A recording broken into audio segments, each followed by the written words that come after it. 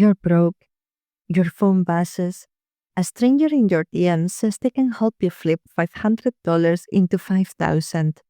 You just have to give them access to your bank account. They even show you screenshots, proof of past payouts, stacks of cash, happy followers, testimonies in all caps. You hesitate, but your account's at zero. Rent's due, groceries are gone, and this isn't some deep web scam. It's on TikTok, it's on Instagram, everyone's doing it. So you say yes, you give them your login, and just like that, you committed a federal crime. Kind of. It's hard to tell. Even the banks don't always know who to blame. This is the strange world of card cracking, where financial desperation meets TikTok flex culture and poor people get caught in the middle.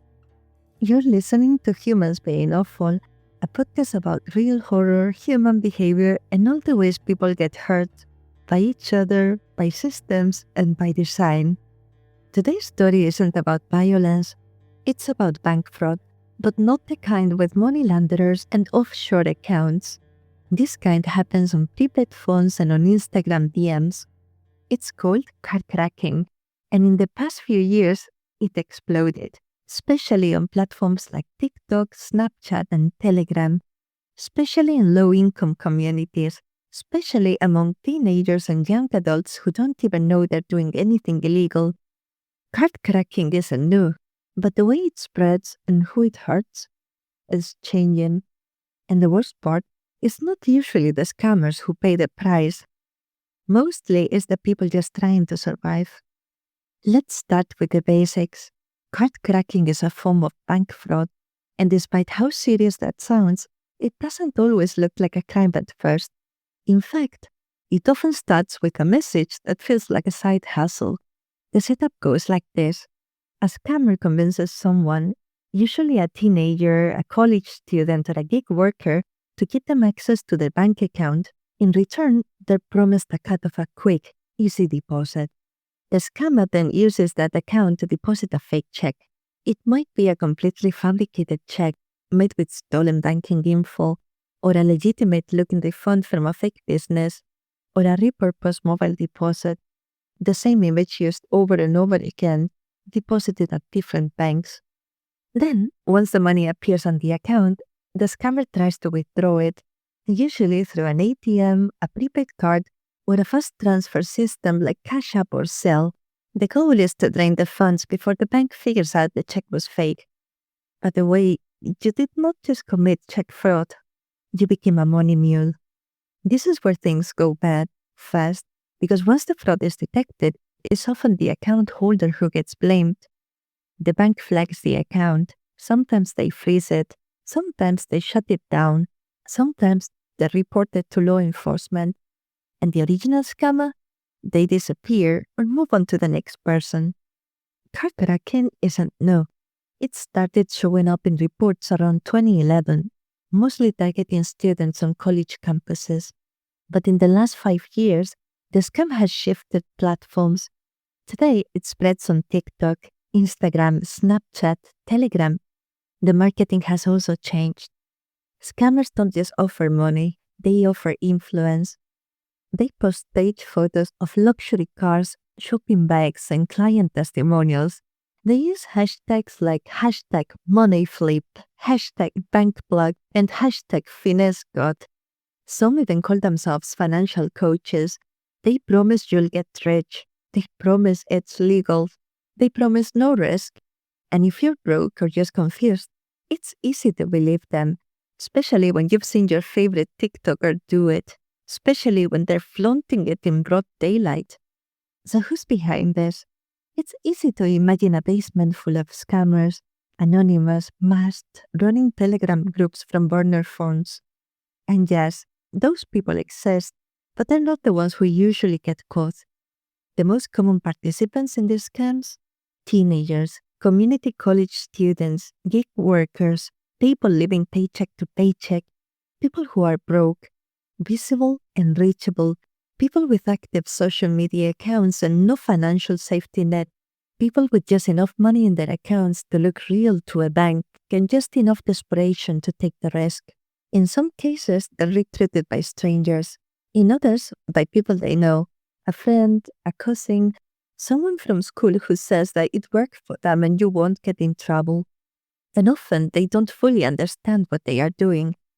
They are told the check is real, that it is a refund, that they are just borrowing the account to cash out some freelance pay, that the bank will never know, and if they do, it will just bounce. No big deal. The person on the other end always sounds confident, always reassuring. Sometimes they even send scripts what to say to the bank if it gets flagged. They've done this before, and they make sure you believe it's normal. Some participants think of it as a loophole. Others know it's shady, but figure the worst that could happen is an overdraft fee.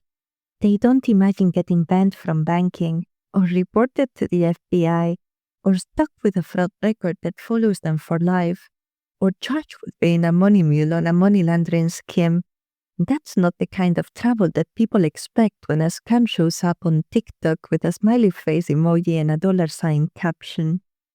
Behind the screen, there is usually a real fraud ring, someone coordinating multiple victims, juggling dozens of accounts, and laundering the proceeds through a web of prepaid cards.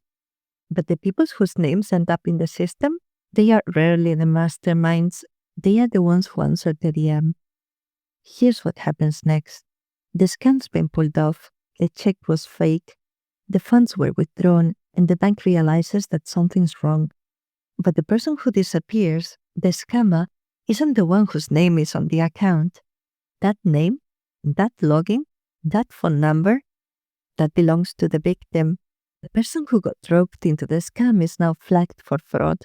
Their account is frozen. In some cases, it's shut down entirely. In others, the bank closes it with no explanation and no appeal process. Neobanks like Chime, Cash App, and even traditional institutions like Bank of America have all faced criticism for how quickly and harshly they act. There are thousands of stories, online and offline, of people who didn't even know they were part of a scam until their paycheck bounced. They log in one morning and their money is gone. The rent, the groceries, the child support, inaccessible. And when they try to get it back, they get a template email that says, due to suspected fraud, your account has been closed. No explanation, no recovery, no second chance. Let's stop here for a moment. This might be unpopular, but I will say it. The bank is not obliged to provide you with any information. Furthermore, they are obliged not to. In cases of card cracking or check fraud, where someone becomes a willing money mule, banks don't know who's on the other side. They don't know who's controlling the account. At the moment they block your account, they might not even know if it is really you who is accessing this account, or if the scammer has full control of it. Or maybe even if the account is not even real and was created with synthetic details. So here's what the bank is going to do first. Once they realize that the check is fraudulent, they are going to put restrictions on your account. It is important to not let anyone log into it, or at least not be able to make any payments from it. Then they will start an investigation. They might reach out to you and ask you about a specific check, or they might not reach out to you at all. They are going to investigate, is this a real account? Is this normal behavior? Did someone else access this? Is the ATM location where the funds were withdrawn close enough to the owner of the account? And they are going to report this. They are going to submit a suspicious activity report to the authorities. And if they have any information related to your case, be it because of the patterns, be it because they have seen this check in multiple accounts, or along, etc., any information related to your case is going to be submitted. It will be reviewed by the authorities, by the police, by the financial regulators, and eventually you might hear back. You might be taken to court. You might be labeled as a victim or as a willing cooperator. In some cases, if you reported this to your bank and to your local authorities, you might get your money back if you lost any. You might even get your account back if it was blocked, but that's the generous version. because in many cases, the person is not just banned. They are reported to the authorities, even if they never touched the money, even if they never met the scammer, even if they were manipulated. The paper trail points to them, and banks, they're not designed to pass nuance. They are required to report it. Unfortunately, it gets darker. Once someone is banned from a neobank or flagged by a reporting agency like Check Systems, they often become unbanked permanently. That means they can't receive direct deposit. They can't cash out a check without fees. They can't apply for a loan. They can't open a new account with another institution, not even a credit union. For poor and working class people, this is catastrophic. It doesn't just punish them for a mistake, it locks them out of the system entirely. And the original scammer? They're probably already DMing their next target. Card cracking isn't just a scam, it's a symptom. It is what happens when financial survival moves to social media, when someone cannot make rent, but they still have a phone, when being banked becomes a risk instead of a safety net, and maybe most of all, when fraud is the only thing that pays. If all of this sounds confusing, it's because it is. The entire system, from scammer to bank to law enforcement, is designed to push the consequences onto the easiest target, the one who's visible, reachable, replaceable. And for every account that gets closed, there's another post ready to go viral, another DM sent, another flip offer, another name added to a blacklist they won't even know exists until it's too late. This wasn't about money. Not really. It was about power and how even a scam this basic can still ruin someone's life. You've been listening to Humans Being Awful. If you learned something new or just stared at the wall in silence for a while, do me a favor. Like, subscribe, leave a rating, or send it to someone who still thinks this kind of thing doesn't really happen. New episodes drop every week. Thanks for listening.